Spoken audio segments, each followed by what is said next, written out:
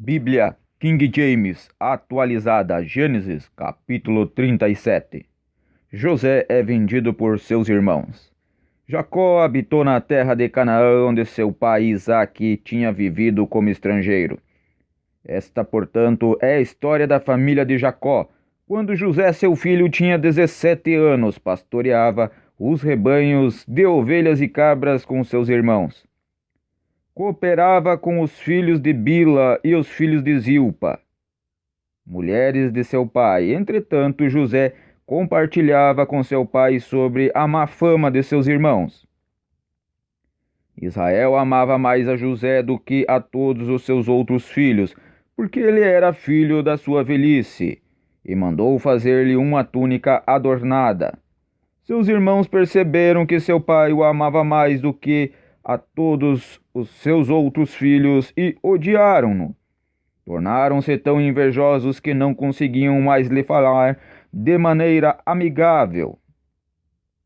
Ora, José teve um sonho e o contou a seus irmãos, que passaram a nutrir ainda mais raiva dele. E eis que meu feixe se levantou e ficou em pé, e vossos feixes o rodearam e se prostraram diante do meu feixe. Seus irmãos lhe indagaram: Queres acaso governar-nos como rei ou dominar-nos?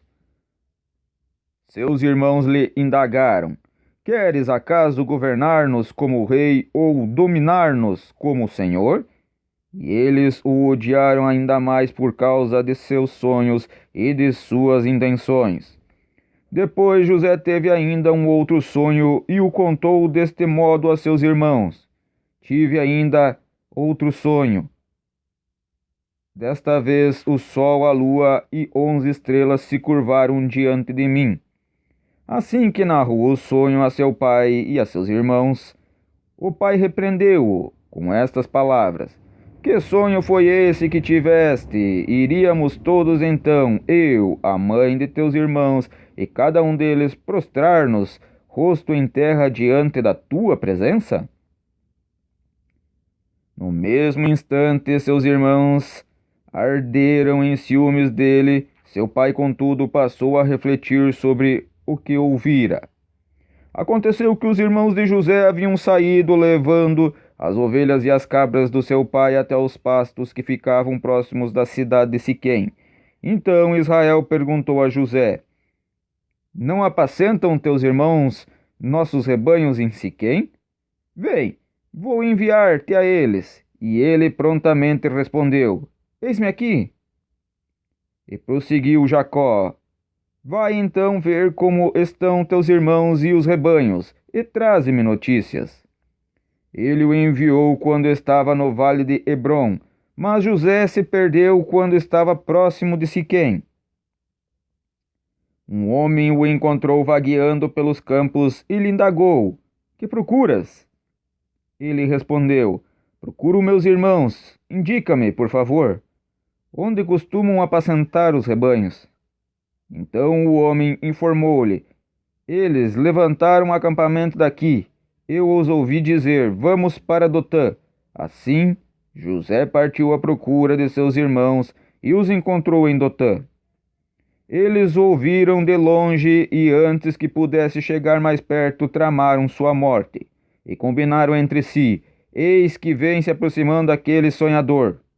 Vinde, matemo-lo, joguemo-lo numa cisterna qualquer, diremos que um animal feroz o devorou.